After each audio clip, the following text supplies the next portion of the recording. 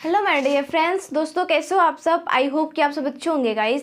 दोस्तों मैं आपको बता दूं, जबकि मैं क्लास 7 की एनसीईआरटी का हिस्ट्री में पढ़ा रही हूं, तो आज आपका क्लास 7 की एनसीईआरटी की हिस्ट्री का यानी कि आपका आज चलने वाला कौन सा लेसन, 8वां लेसन। ठीक है, यानी कि पार्ट 8 चलेगा आज और 8वें लेसन का पहला लेक्चर ये होगा। तो आज हम लोग इस पॉइंट के अंतर्गत आज हम लोग ये समझने वाले हैं, इस लेसन के अंदर आज हम लोग ये पढ़ेंगे कि मुग़ल साम्राज्य के अंतर्गत हम लोग ये जानेंगे कि मुग़ल साम्राज्य की स्थापना कैसे हुई, फिर मुग़ल साम्राज्य में कौन कौन से शासक आते हैं, कितनी पीढ़ी तक ये शासन चलता है मुग़ल काल का। तो ये सारी बातें आज हम लोग इस यानी कि 8वें लेसन के अंतर्गत 8वें लेसन के पहले लेक्चर में समझेंगे। कि सबसे पहले हम लोग ये समझ लेते हैं कि मुग़ल काल की शुरुआत होती कैसे है। ठीक, तो यहाँ पे आपका जो पार्ट है वो है आपका पार्ट 8 चल रहा है, यानी कि लेसन 8 चल रहा है, और पार्ट का जो नाम है वो है मुग़ल साम्राज्य की स्थापना। तो सबसे पहले आपको ये समझना है मुग़लों के बारे में। उसके बाद जब आप मुग़लों के बारे में पढ़ना स्टार्ट कर दोगे तो उसके बाद आपको स्वयं ही पता चल जाएगा उसकी स्थापना कैसे होती है। ठीक, और एक बात यहाँ पे जान लीजिए, मुग़ल साम्राज्य की स्थापना हुई ये तो आप लोग पढ़ रहे हो, और फिर यहाँ पे देखिए कि मुग़ल साम्राज्य जो होता है वो उसका कब यानी कितने वर्षों तक चलता है, कब से कब तक चलता है। तो ये 1526 से लेके 1556 ईस्वी तक इसका वर्ष शासन रहता है। और इसके अंतर्गत बाबर कितने शासक इसमें शासन करेंगे हम लोग ये भी जानेंगे। तो आज सबसे पहले हम लोग ये समझ लेते हैं कि मुग़ल साम्राज्य की स्थापना कैसे होती है। सबसे पहला पॉइंट तो स्थापना की बात होती है, मुग़ल साम्राज्य की स्थापना। तो दोस्तों चलिए हम अपना टॉपिक स्टार्ट करते हैं। आप लोग यहाँ देख रहे हो मैंने लिखा है बाबर, तो अभी हम लोग बाबर के बारे में भी समझेंगे, और हमने पहले इनको ही क्यों लिखा है तो भी मैं भी आपको बताऊंगी। तो सबसे पहले हम लोग इसकी स्थापना की बात कर रहे हैं मुग़ल साम्राज्य की, तो उसको पढ़ लेते हैं, जान लेते हैं। तो दोस्तों जैसा कि आप जानते हो कि इससे पहले हम लोग मुग़ल वंश की स्थापना, और इसके बाद हम लोगों ने जितने वंशजों को पढ़ा था वो सारी बातें क्लियर हो गई थी। और आज आपका 8वां लेसन चल रहा है और इसमें मुग़ल की स्थापना की बात की जा रही है। यानी कि आप लोगों ने देखा भी होगा मुग़लों से रिलेटेड टीवी वगैरह में सीरियल भी आती है, तो काफ़ी इंटरेस्टिंग ये काल रहा मुग़ल काल।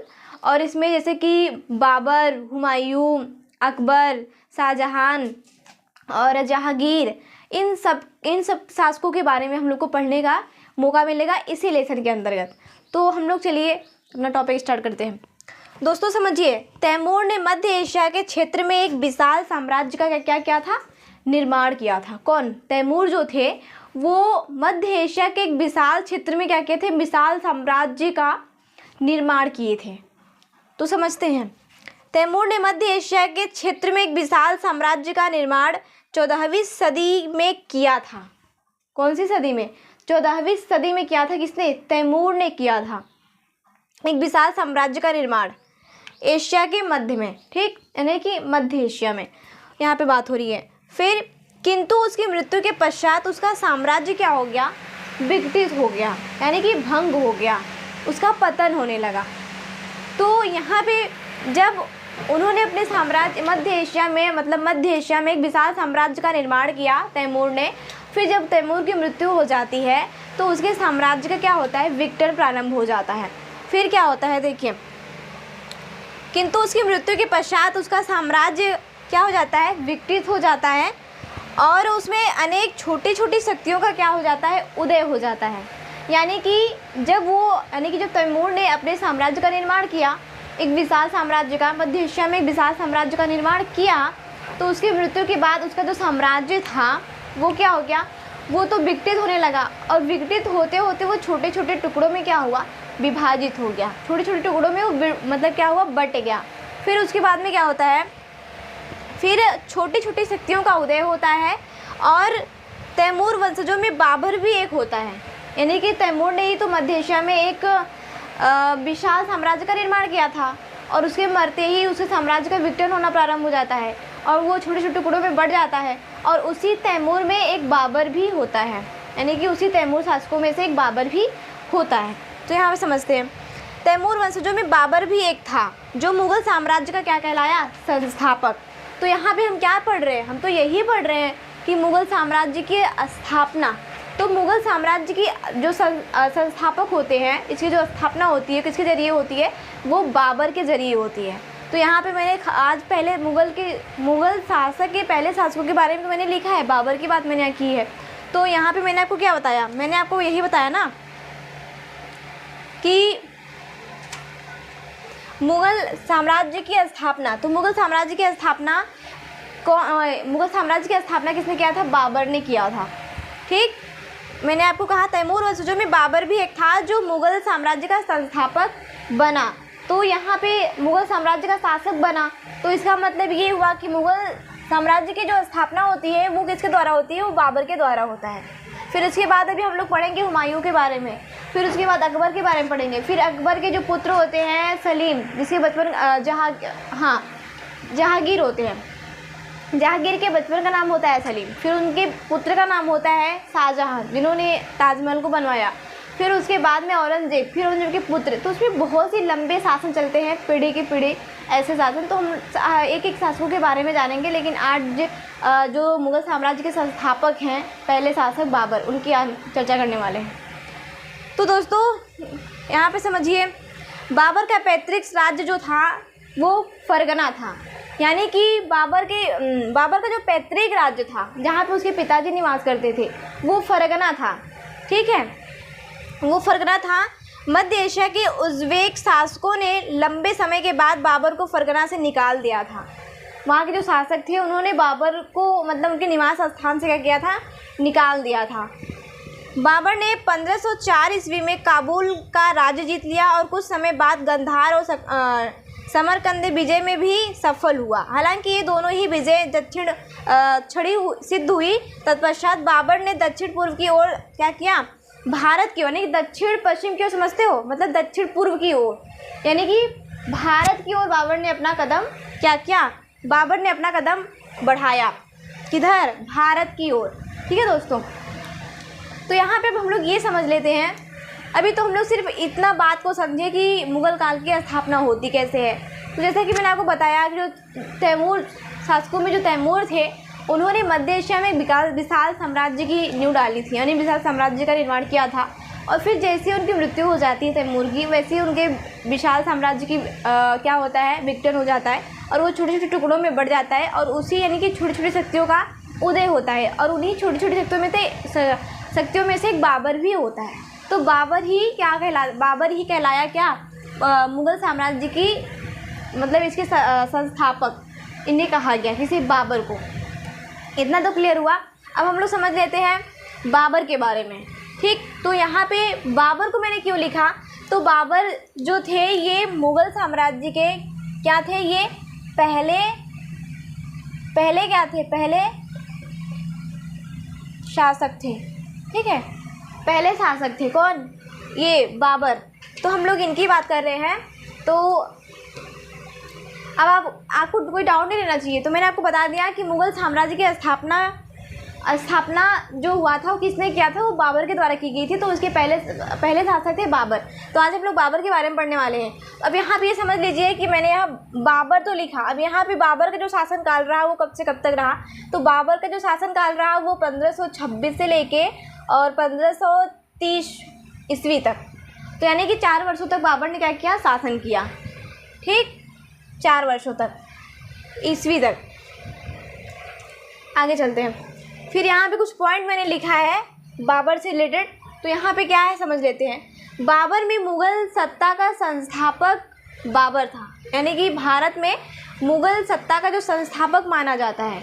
जैसे कि है ना कि भारत में जो मुग़ल साम्राज्य की स्थापना हुई, तो इस स्थापना के संस्थापक कौन थे, तो वो थे बाबर। तो यहाँ पे यही बात कहा जा रहा है, भारत में मुग़ल सत्ता का संस्थापक कौन था, बाबर था। और बाबर का वास्तविक नाम क्या था, ये भी समझ लीजिए। बाबर का जो वास्तविक नाम था, क्या नाम, वो था जहीरुद्दीन मोहम्मद। यानी कि अगर कभी जहीरुद्दीन मोहम्मद करके भी अगर इनके बारे में क्वेश्चन पूछा जा सकता है तो यहाँ पे कोई डाउट नहीं होनी चाहिए कि ऐसा नहीं कि बाबर का एक ही नाम था। तो बाबर का ये तो बाबर को लोग ऐसे बुलाते थे प्रेम से, और इस बहुत शक्तिशाली था ये बाबर, इस वजह से भी इसे बुलाया जाता था। अभी मैं आपको बताएंगे। फिर यहाँ पे देखिए बाबर का जो वास्तविक नाम था वो था जहीरुद्दीन मोहम्मद। ठीक, जहीरुद्दीन मोहम्मद था। देखो तुर्की भाषा में बाबर का अर्थ, अब मैंने आपको कहा ना कि बाबर क्या था, एक शक्तिशाली शासक था। तो देखिए बाबर का अर्थ यहाँ पे बाबर शब्द का, यहाँ जो बाबर शब्द है बाबर का जो अर्थ होता है वो होता है बाग। बाबर का जो अर्थ होता है वो होता है बाग। यानी कि यहाँ समझो बाबर शब्द का अर्थ बाग, एक यहाँ समझो तुर्की भाषा में, लेकिन यहाँ पे तुर्की भाषा में कह रहा है, यानी कि तुर्की भाषा में तुर्की भाषा में बाबर का जो अर्थ होता है, बाबर शब्द का, तुर्की भाषा में बाबर शब्द का जो अर्थ होता है वो होता है बाग। तो यहाँ आप समझ सकते हो, इस बात से अनुमान आप लगा लीजिए, जब तुर्की भाषा में बाबर शब्द का अर्थ होता है बाग, तो बाग शब्द से आप लोग अंदाज़ा लगा सकते हो कि बाबर एक बहुत ही शक्तिशाली और निर्भीक शासक था। ठीक है, इसीलिए तो उसे बाग का मतलब वो दिया गया, बाग, यानी कि बाबर शब्द का उन्हें इस नाम से संबोधित किया गया। ठीक, तो यहाँ पे समझ लेना कि बाबर शब्द का जो अर्थ होता है वो होता है बाग। तो बाग का मतलब क्या हुआ, बहुत ही शक्तिशाली, यानी कि शेर। ठीक, तो यहाँ पे बाबर एक समझो शेर ही था, तो उसे ही बाबर, इसीलिए उसे बाबर शब्द से क्या किया गया, संबोधित किया गया। ठीक, ये तो क्लियर हुआ। बाबर होता है, बाबर ही बहुत निर्भीकता के कारण, मैंने आपसे बताया ना कि बहुत वो शक्तिशाली था, बहुत निर्भीक शासक था, तो इस निर्भीकता के कारण ही उसे बाबर का मतलब उसे बाबर कहा गया। यानी कि सब मिला के अगर मैं स्पष्ट शब्दों में, सीमित शब्दों में कहूँ तो बाबर बहुत ही शक्तिशाली और बहुत ही निर्भीक शासक था, इसलिए उसे बाबर नाम कहा गया। जबकि उसका जो वास्तविक नाम था वो था जहीरुद्दीन मोहम्मद बाबर का। यहाँ समझिए, और बाद में उसका यही नाम क्या हुआ, प्रचलित हो गया। कौन सा नाम, बाबर। ठीक, अब आपके यहाँ पर जो दूसरा पॉइंट है वो क्या है, बाबर के पिता तैमूर वंशज। बाबर के जो पिता थे वो किस वंशज के थे, वो तैमूर वंशज थे, और उसी में से तो एक बाबर भी तो था। तो यहाँ पे समझिए बाबर के जो पिता थे वो तैमूर वंशज, और जो उनकी माता थी वो मंगोल वंशज थी। मतलब उनकी जो जातियाँ थी, उनकी माता किस जाति की थी, किसकी, बाबर की। बाबर की जो माता थी वो मंगोल वंश की थी, मतलब मंगोल वंशज की थी। जबकि उनकी जो पिता थे, उनके जो पिता थे यानी बाबर के जो पिता थे वो तैमूर वंशज थे। तो इस प्रकार से कहा जा सकता है कि बाबर के पिता तैमूर वंशज और माता मंगोल वंशज थी। तो इस प्रकार उसमें तुर्कों एवं मंगोलों दोनों के रक्त का मिश्रण था। ठीक है, तो इस बात से कहा जा सकता है, क्योंकि उनके जो पिता थे, जो बाबर के पिता थे वो तैमूर वंशज थे, जबकि उनकी माता मंगोल वंशज थी। तो इस प्रकार से बाबर में दोनों का ही मतलब दोनों रक्त का मिश्रण था। ठीक, क्लियर। अब यहाँ समझिए जो तीसरी पॉइंट है, तीसरी पॉइंट ये है कि बाबर का जो जन्म हुआ था वो 14 फरवरी 1483 ईस्वी में हुआ था। कहाँ हुआ था, फरगना में मतलब फरगना के एक छोटे से राज्यों में हुआ था। फरगना के एक छोटे से राज्यों में हुआ था। किसका जन्म हुआ था, बाबर का जन्म हुआ था। ठीक, यहाँ पे सीखिए। लेकिन ये जो फरगना है ये अब कहाँ है मैं आपको बताऊं, तो ये फरगना जो अब कहाँ है, उज़्बेकिस्तान में है। ये फरगना जो है अब यहाँ वर्तमान में यहाँ पे है, उज़्बेकिस्तान में है। ठीक है, फरगना एक राज्य था। फरगना मतलब कि एक छोटे से राज्यों में हुआ था इनका जन्म, बाबर का। और ये फरगना जो है ये प्रेजेंट टाइम में उज़्बेकिस्तान में है। ठीक, ये एक देश है उज़्बेकिस्तान, तो वहाँ पे है प्रेजेंट टाइम में फरगना। ये इतने सारे पॉइंट्स इसमें क्लियर होते हैं दोस्तों। अब हम जो आगे नेक्स्ट पढ़ेंगे, अभी बाबर का जो चर्चा है वो बहुत ही लंबा होगा, तो हम लोग आगे भी देख लेते हैं। देखिए, बाबर ने जिस नवीन वंश की नींव डाली थी वह तुर्की नस्ल का यानी चंगताई, जिसे चंगताई कहा जाता था। क्या,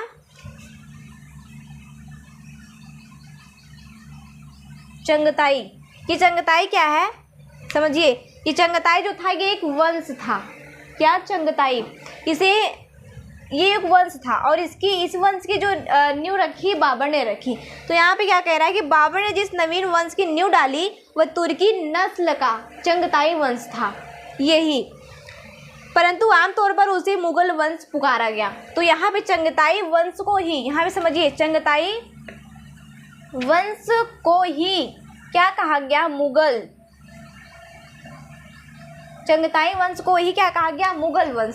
तो यानी कि बाबर ने जिस वंश की नींव डाली थी यानी चंगताई वंश, ठीक, और चंगताई वंश को ही क्या कहा गया? मुगल वंश। तो यहाँ पे हम क्या पढ़ रहे हैं? मुगल साम्राज्य ही तो पढ़ रहे हैं और उसकी स्थापना की बात, ठीक है। आगे चलते हैं। फिर बाबर अपने पिता की मृत्यु के बाद 11 वर्ष की अल्पायु में क्या किया? 1494 ईस्वी में इन्होंने क्या किया? ये फरगना की गद्दी पर बैठे। कौन? बाबर। 1498 में फरगना की गद्दी पे बैठते हैं और ये उस टाइम इनकी जो आयु होती है वो काफ़ी मतलब अल्प आयु में, मतलब ये बहुत ही 11 वर्ष के थे, बहुत ही कम वर्ष के थे और तभी इन्होंने क्या किया? फरगना की गद्दी इन्हें संभालने के मतलब जो उत्तरदायित्व था इनके ऊपर आ गया था। फिर यहाँ पे क्या होता है? बाबर अपने पिता की मृत्यु के बाद 11 वर्ष के बाद वो अपना यहाँ फरगना का जो उत्तरदायित्व होता है उसे संभालता है। यानी कि उनके मतलब जो कम उम्र में थे तभी उनको क्या किया? उनके ऊपर ये सारे कार्यभार लाद दिए गए थे। तो यहाँ पे आगे चलते हैं। बाबर ने अपने फरगना के शासनकाल में समरकंद पर अधिकार किया जो मात्र 8 महीने तक ही उसके कब्जे में रहा। यानी कि ये समरकंद पर भी क्या किए? राज्य किए, लेकिन ये वहाँ पे सिर्फ 8 महीने तक वो राज्य क्या था? इनके कब्जे में रहा।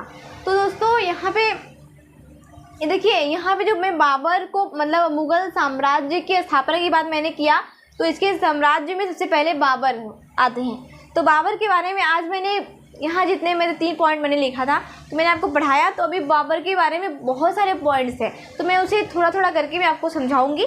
ओके दोस्तों, हम फिर मिलते हैं नेक्स्ट वीडियो में। Thank you so much.